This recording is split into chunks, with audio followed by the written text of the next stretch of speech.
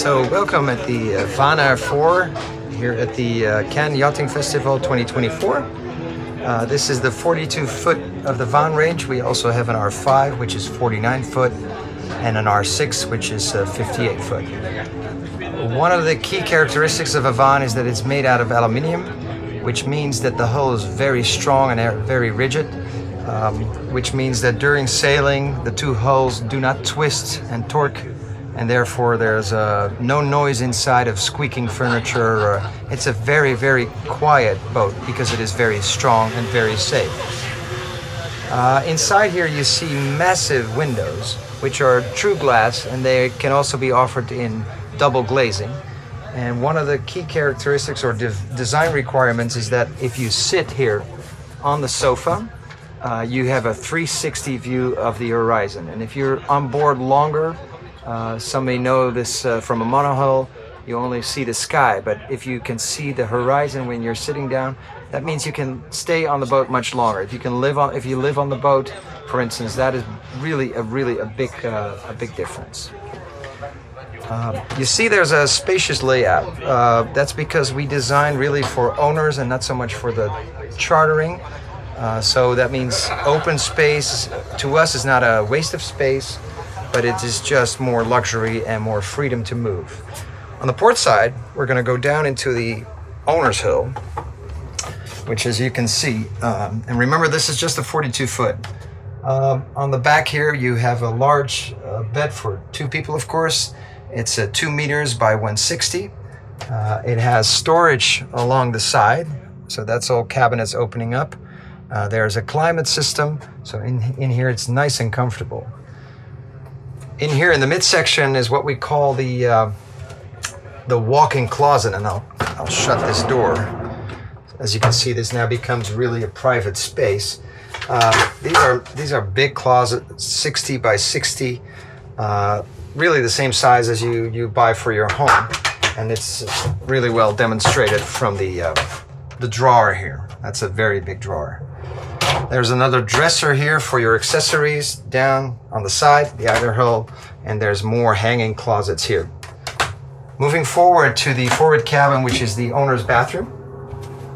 I'm 182, and I'll demonstrate by stepping into the shower that you can have proper movement and have a proper shower, again, just like at home. There's more storage behind the sliding mirror, and here's our signature door, which shuts to the other side. So when you're using the bathroom, you really have a lot of space. You close it off, you have your private bathroom, and during the day when you just want to brush your teeth or wash your hands, you don't have to look at the toilet.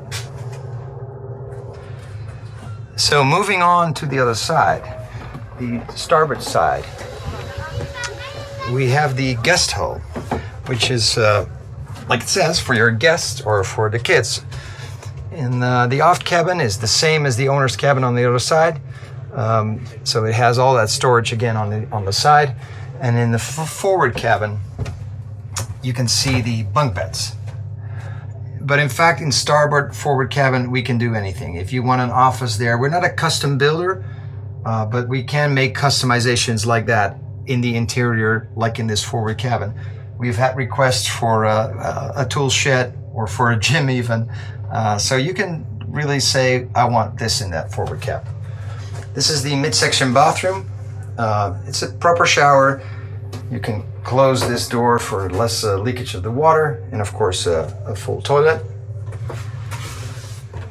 I'll close this sliding door again.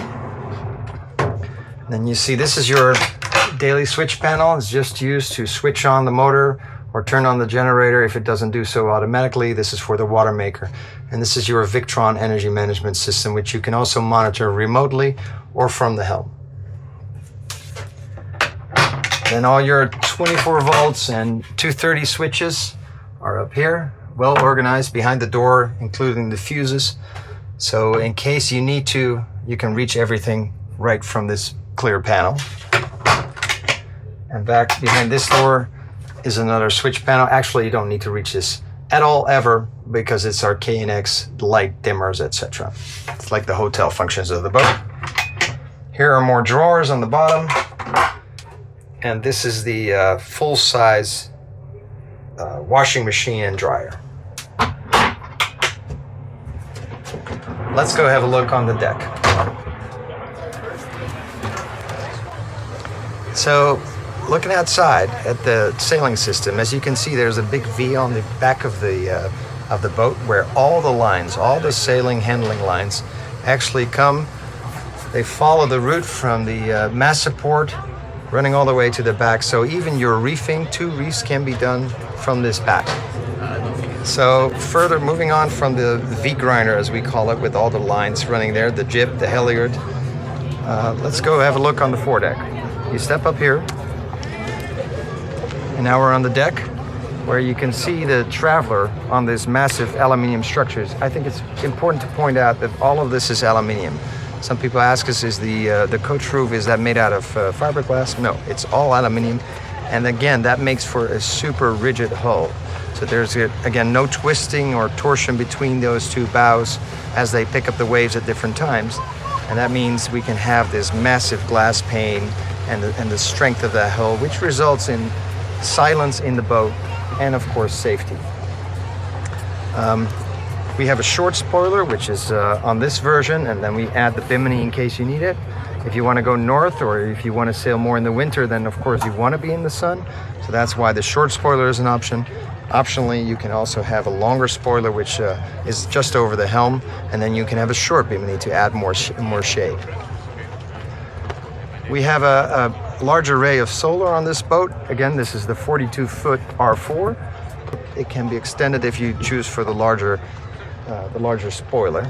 And in fact, the solar in a sunny area can actually balance out all the consumption during the day at anchor. So really you can be balanced even with the cooling running inside the hulls. You're still balanced and you don't need to run the generator. We have a self-teching jib, as you can see, with the traveler quite high up. So when you put the lounge cushions down here, you can still, while you're tacking up, going upwind, everybody can rest and stay in the sun on those lounge cushions, because the corner of the jib is high enough for people to just keep doing what they're doing. Also, this jib sheet, as I indicated before, all runs back, all the halyards, all the reefing lines, they all run back to the V grinder at the back of the boat. So during sailing, there's no need to be here on the front. There's absolutely no need, so you can safely control and sail the boat from the back. Of course, when the conditions allow it or when you feel like it, you can add on this bowsprit a Gennaker or a Code Zero and have a little bit more fun, create a more sporty environment. But again, it doesn't need it. You can be all the way in the back. Down here are some sail lockers. I'll open one for you. So in this case, this is a sail locker which holds the Gennaker. There's another one over there. And in the bow are 2 very deep lockers which hold which can hold the fenders. So the fenders are nice and out of the way. Under that hatch is the anchor winch. And then we come back to this side where you find the step to easily go down. So about the dashboards, this boat has all electric propulsion. In this case, it's ocean volt propulsion. And the benefit of this propulsion, of course, is that it's super quiet. It's very powerful. And in this case, it runs you about 5 hours of just electric motoring. That's enough for your daily use going in and out of the marina or going in and out of an anchorage. 5 hours will be plenty.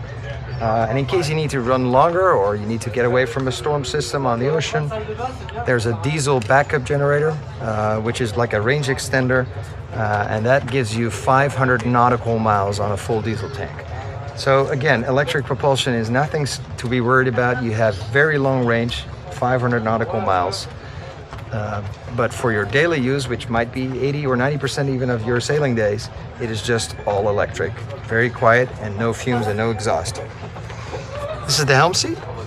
So when you're sitting here, you can look at the sails even through the bimini, through the sunshade, because it's a little bit transparent. You can control everything here. The only sailing line that doesn't run back to that V grinder is the traveler, because in case you need to reduce power, you get a sudden gust of wind, you can do so from the helm. People ask us about visibility from the helm because of the helm's on the back of the boat, which we really like because it creates a more sailboat experience. But the visibility is great because you can see through all the glass and you really have a 360 view around you. Another benefit of this aft helm position and why we chose it is because you can lower the boom right onto the roof, as you've seen through this walkout. And the boom being lower means that you have better performance on your mainsail. There's a lot of leakage with a high boom. There's a lot of leakage of thrust and energy from the wind going under the boom and therefore not being used by the mainsail. So the lower boom is much more performance oriented. This is an aluminium boat, so it's certainly not a racer, but for a cruiser boat, this is one of the fastest around. We do 38 apparent wind angle upwind, so you can really tack upwind, 38 degrees, and it will do 9 knots sailing upwind. And when you're reaching with the generator on, you can go as high as 12, 13, sometimes even 14 knots. So again, not a racer, but for a cruiser, this is really a boat made for sailors. So one last thing to point out about the boat is that it has massive storage in 2 garages. So I'm opening currently the starboard garage, and I'll go down in here and show you.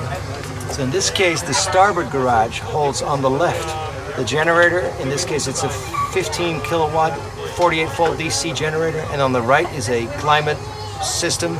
It's a heat pump system, very energy efficient. And as you see, there's a lot of stuff here from the boat show, as there will be on your boat, I guess. And remember, there's a similar space, the exact same space on the port side, but it doesn't have the generator and the climate system, so it's really, really very big.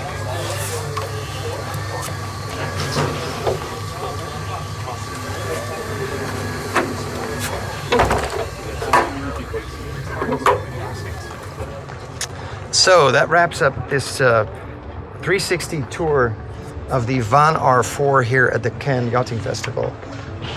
We also offer an R5, which is 49 foot, and then an R6, which is 58 foot.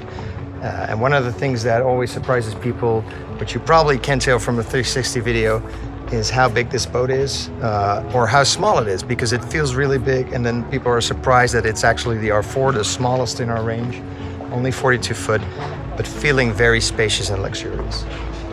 I welcome you to come and visit us in Hellevoetsluis in Holland, where we built these, to have a test sail with either the R4, R5, or R6, and see for yourself. So thank you for your time, and see you soon.